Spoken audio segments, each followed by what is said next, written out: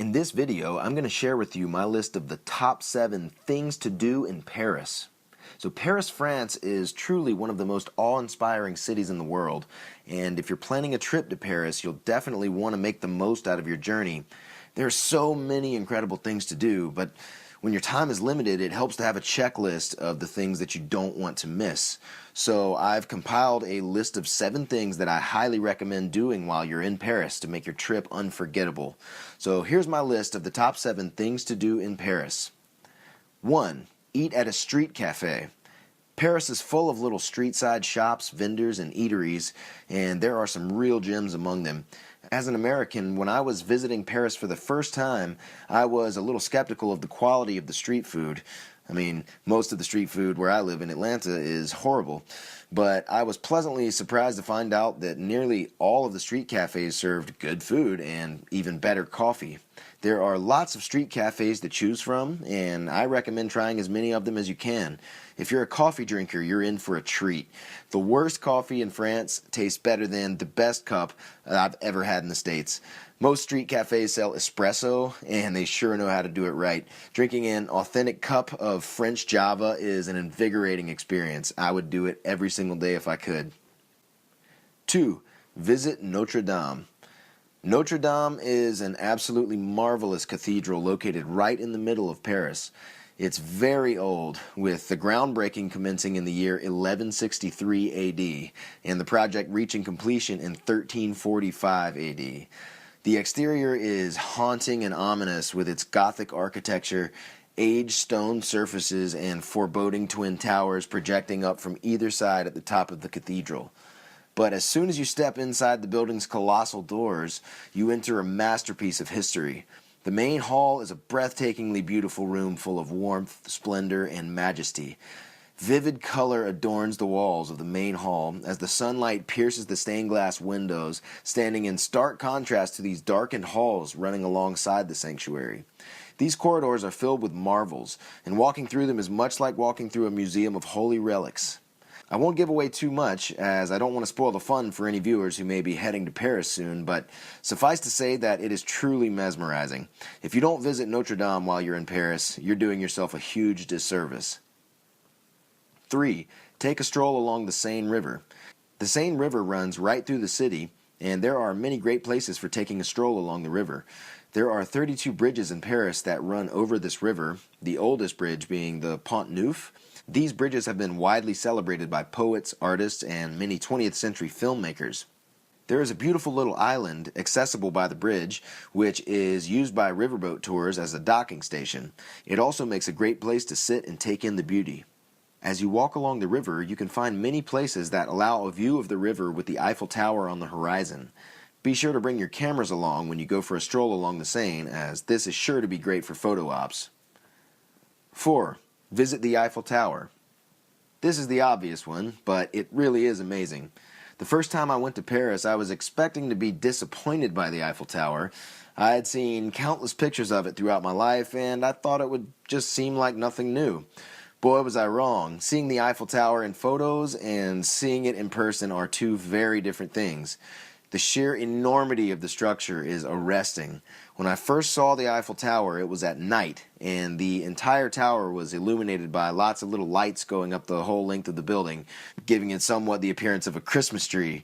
At the top of the tower, there's a spinning spotlight-type light that seems to shine as far as the eye can see when it points up into the night sky.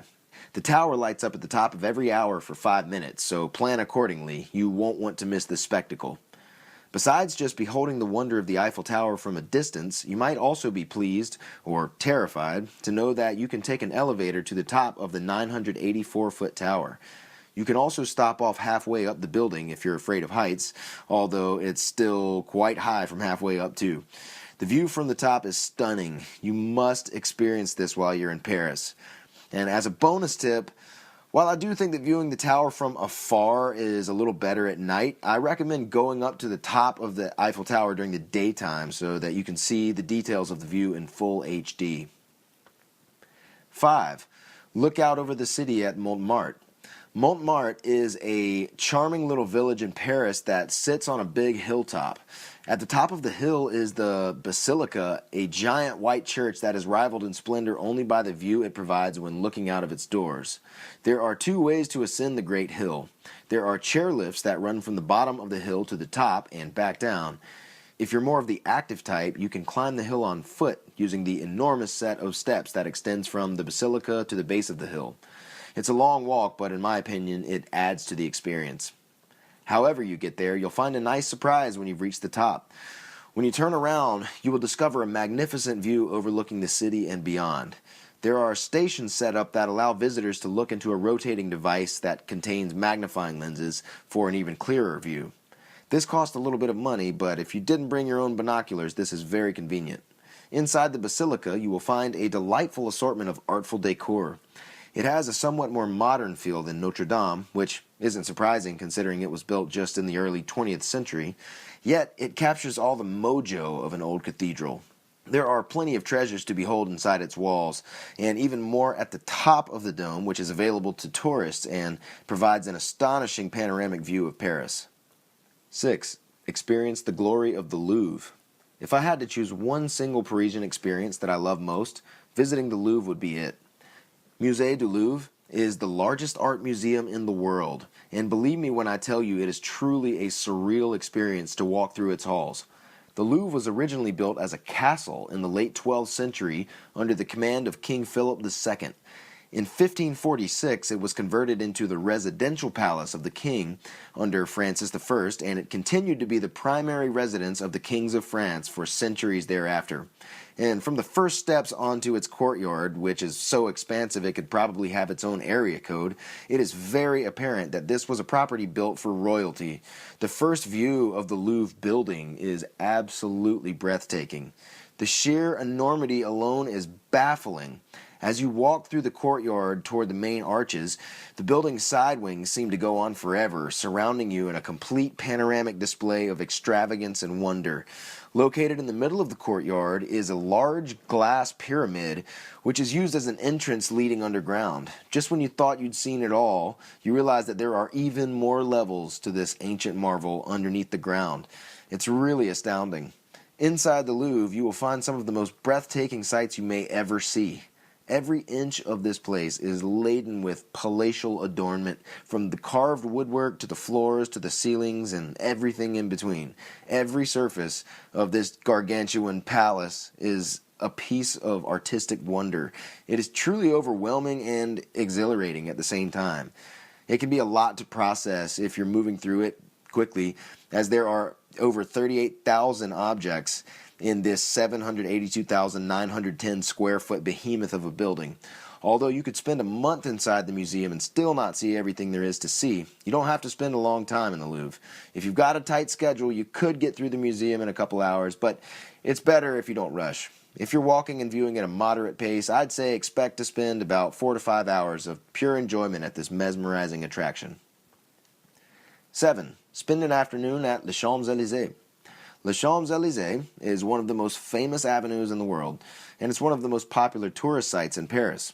The avenue runs in a long straight line from the Louvre through the Tuileries Gardens and the Place Concorde, and runs into the Arc de Triomphe. There is a lot of great beauty to behold when journeying down Les Champs-Élysées. The Arc de Triomphe is a giant monument that was commissioned by Napoleon as a celebratory symbol of French prosperity. It is one of the most viewed attractions in Paris, and for good reason. And as a bonus tip, I would advise against driving to this one. During the day, it's nearly always swarming with admiring tourists, and the traffic scheme around it, coupled with the insane amount of cars circulating the monumental site, make for a lot of fender benders in this area. Not to mention, who wants to drive in all that traffic anyway? I take public transportation until I'm fairly close, and then I walk the rest of the way. As you walk from the Arc de Triomphe toward the Place Concorde, there are many shops, stores, restaurants, cafes, vendors, clothiers, and businesses of all kinds. I've spent entire days walking along this avenue. There's just so much to do. This is an excellent area to be if you're into shopping. You can rack up some major price tags, though, as many of the stores sell high-end products, so beware if you're on a budget. If you're looking for a great photo opportunity, a popular spot is the Place Concorde. From this area, you can get a spectacular view that includes the National Assembly, the Madeleine Church, the Grand Palais, the Obelisk of Luxor, the Arc de Triomphe, and the Eiffel Tower. If you're looking to get the most out of the time you spend in Paris, you can't go wrong with those 7 things to do. As an additional tip, be sure to experience not only the sights, but also the culture in each of these locations.